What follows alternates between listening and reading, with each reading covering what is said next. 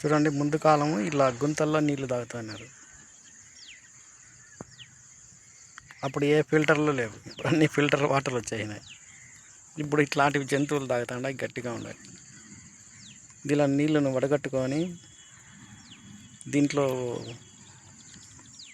మట్టి తగ్గినాక తాగేవాళ్ళు ముందు కాలం. ఇప్పుడు అన్ని ఫిల్టర్ వాటర్ వచ్చేసినాయి.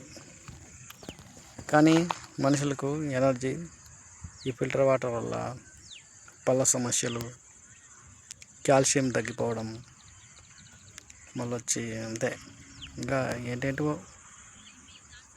ఇట్లా వాటర్ తాగి బాగా హెల్తీగా ఉన్నారు గుంతలలో నీళ్ళు. ఇప్పుడు పాపం జీవాలు జరుగుతున్నాయి ఇట్లాంటివి.